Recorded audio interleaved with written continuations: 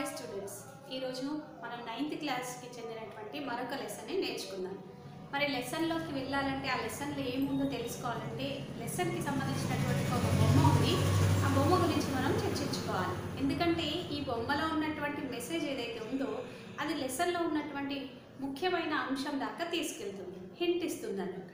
So ముందుగా బొమ్మను చూద్దాము. ఒకసారి ఇక్కడ చూడండి, టెక్స్ట్ బుక్ బొమ్మ ఉంది కదా. ఇక్కడ ఈ టెక్స్ట్ బుక్లో మనకేం కనిపిస్తుంది? ఒక సముద్రం కనిపిస్తుంది కదా. ఆ సముద్రంలో ఒక పడవ ఉన్నది. పడవలో కొంతమంది చేపలు పట్టేవారు ఉన్నారు. ఇంకా వాళ్ళ పరిస్థితి ఏం కనపడుతుంది? చేపలు పట్టేవారు ఆ సముద్రంలో ఒక తుఫాను రావడం వల్ల అలల తాకిడి వల్ల పడవ నీటిలో మునుగుతున్నట్టుగా మనకి ఇక్కడ కనిపిస్తుంది. కానీ ఆ పడవలో ఉన్నటువంటి నావికులు, చేపలు పట్టేవారు ఎంతో ధైర్య సాహసాన్ని ప్రదర్శించుకుంటూ పడవ మునిగిపోకుండా చూస్తున్నారు. అంటే చూడండి, దీనివల్ల మీకు ఏమర్థమైంది? మనం ఎప్పుడు కూడా ఓటమిని అంగీకరించవద్దు. ప్రాణాలు ఉన్నంత వరకు ధైర్య సాహసాలు ప్రదర్శించి మనకు వచ్చినటువంటి సమస్యలను ఎదుర్కోవాలనేది ఇక్కడ మనం ఈ సీన్ని చూస్తే మనకు అర్థమవుతుంది. చూడండి, ఎంతో ధైర్యంగా ఇంత పెద్ద సముద్రం, మన కంట్రోల్లోకి రానటువంటి సముద్రంలో చిన్న పడవలో కూర్చొని ఆ అలల తాకిడి నుండి పోరాడుతూ తెడ్డు సహాయంతో స్టెబుల్గా ఉండడానికి ప్రయత్నిస్తున్నారు. అంటే మనం జీవితంలో కూడా అలా ఎన్ని కష్టాలు వచ్చినా, ఎన్ని సమస్యలు వచ్చినా కూడా ధైర్యాన్ని కోల్పోకుండా ఇలా స్టెబుల్గా ఉండడము చాలా మంచిది. అది మనం మనం ప్రవర్తించాల్సినటువంటి తీరు. ఇక నెక్స్ట్ మనకు లెసన్లో ఇక్కడ ఈ చిత్ర గురించి కొన్ని ప్రశ్నలు ఉన్నాయి. అవేంటంటే, చిత్రమే క్యా దిఖాయి దే రహా హై, బొమ్మలో ఏం కనిపిస్తున్నది?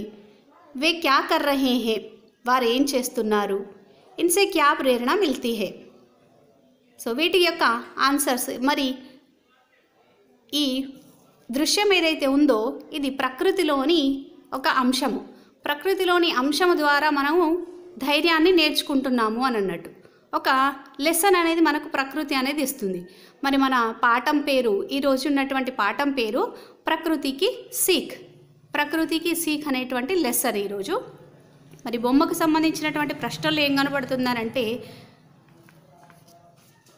ప్రశ్నలు ఏం అడగడం జరిగిందనంటే, బొమ్మలు మీకు ఏమేమి కనిపించింది, దానికి సంబంధించిన జవాబు నేను ఇక్కడ రాశాను. బొమ్మలో మనకు చిత్రమే క్యా దిఖాయి దే రహా है, चित्र में एक समंदर है, उसमें एक नाव है और मछुआरे दिखाई दे रहे हैं. उस नाव में मछुआरे दिखाई दे रहे हैं.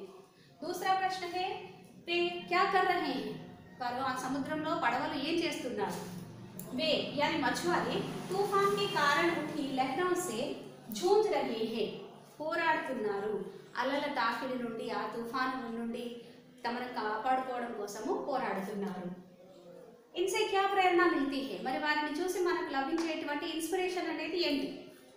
ఇన్సే హమే యహ్ ప్రేరణ మిల్తీ హే కి హమే ముష్కిలో కా సామ్నా ధైర్య సే కర్నా చాహియే, హార్ నహీ మాన్ని చాహియే. ఎప్పుడు కూడా మనము ఓటమి అనేది అంగీకరించొద్దు, ఎంతో ధైర్యంగా వ్యవహరించాలనేది ఇక్కడ మనకు ఈ బొమ్మ లెసన్కి సంబంధించినటువంటి పిక్చర్ అని మనకు తెలుస్తుంది. అలాగే ఇంకేం తెలుస్తుంది అని అంటే, ప్రకృతి అనేది మనకు చాలా ఎంతో కొంత నేర్పిస్తుంది, లెసన్స్ అనేవి మనకు నేర్పిస్తుంది. అందుకని ఈరోజు మనకు ఉన్నటువంటి లెసన్ పేరేంటి? ప్రకృతికి సీక్, అనగా ప్రకృతి నుండి మనం నేర్చుకునేటువంటి లెసన్.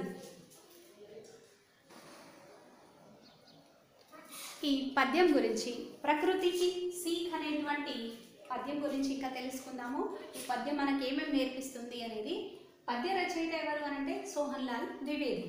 प्रकृति की सीख नामक कविता के कवि है सोहन लाल द्विवेदी जी. और इस कविता की विधा, इस पाठ की विधा है कविता. దీని యొక్క ప్రక్రియ పద్యము అని. మరి इस कविता से संबंधित कविता सीखने के पीछे उद्देश्य क्या क्या है, ఈ లెసన్ నేర్చుకోవడానికి వెనకాల ఉన్నటువంటి ఉద్దేశాలు ఏంటో చూద్దాము. पहला उद्देश्य है प्रेरणाप्रद कविताओं का संकलन करना. ఇలాంటి ఇన్స్పైరబుల్ పోయమ్స్ ఏవైతే ఉన్నాయో వాటిని సేకరించడము. ప్రేరణాప్రద కవితాలకు పढ़ना, ఇలాంటి పద్యాలని చదవడము. ప్రకృతికి కణ కణ సే సందేశ్ పానా, నేచర్లో ఉన్నటువంటి అణువుల నుండి నేచర్లో ఉన్నటువంటి అంశాలు ఏవైతే ఉన్నాయో వాటి నుండి మనము ఒక లెసన్ని నేర్చుకోవడం, మెసేజ్ని స్వీకరించడం అనేది మరొక ఉద్దేశము. ఇంకా ఇన్ సందేశం సే జీవన్ సఫల్ బనానా, ఆ మెసేజెస్ని మనము అనుసరించి పాటించి మన లైఫ్ని సక్సెస్ఫుల్గా మార్చుకోవడము ఇది పద్యపాఠం యొక్క ఉద్దేశము. పద్యం యొక్క విధ తెలుసుకున్నారు, ఉద్దేశ్య తెలుసుకున్నారు. ఇక पद्य रचयिता यानी इस पद्य पाठ के कवि जो है उनके बारे में जानते हैं। कवि है सोहनलाल द्विवेदी जी। इनके बारे में इनका कवि परिचय देखते हैं। सोहनलाल द्विवेदी जी का जन्म सन 1906 में फतेहपुर जिले के बिंदकी नामक कस्बे में हुआ, एक छोटे से गांव में हुआ। ये कान्यकुब्ज ब्राह्मण परिवार में हुआ था। इनका जन्म कान्यकुब्ज ब्राह्मण परिवार में हुआ था।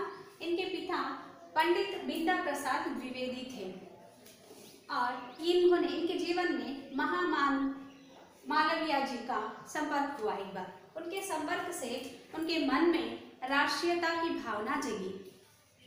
काव्य रचना के साथ स्वतंत्रता आंदोलन में भी इन्होंने सक्रिय भाग लिया था।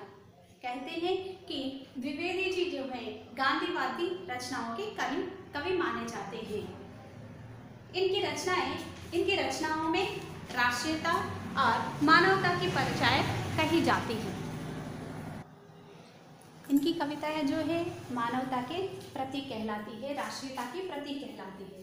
इनकी प्रमुख रचनाएं हैं भैरवी, पूजा गीत, प्रभाती, चेतना, बासंती, दूध बतासा, शिशु भारती, बाल भारती, बांसुरी, कुणाल, वासव दत्ता आदि। इन्होंने गांधी अभिनंदन ग्रंथ का भी संपादन किया था। भारत सरकार ने सन 1969 में पद्मश्री पुरस्कार से सम्मानित किया। इनका निधन सन 1988 में हुआ था।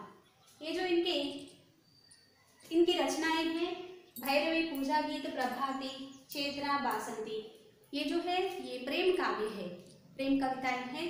और दूध बतासा, शिशु भारती, बाल भारती, ये सभी जो है बाल साहित्य से संबंधित है, बच्चों के लिए कविताएं हैं। और ये कुणाल और वासव दत्ता ये आख्यान कविताएं हैं, यानी किसी कैरेक्टर के बारे में, किसी कहानी के बारे में, इतिवृत्तात्मक कथाओं से संबंधित किसी चरित्र के बारे में या किसी घटना के बारे में जो विवरण किया जाता है उन्हें आख्यान कविताएं कहते हैं। ये जो है कुणाल और वासव दत्ता उसी व्याख्यान कविताओं से संबंधित है। और इन्होंने गांधी अभिनंदन ग्रंथ का भी संपादन किया था।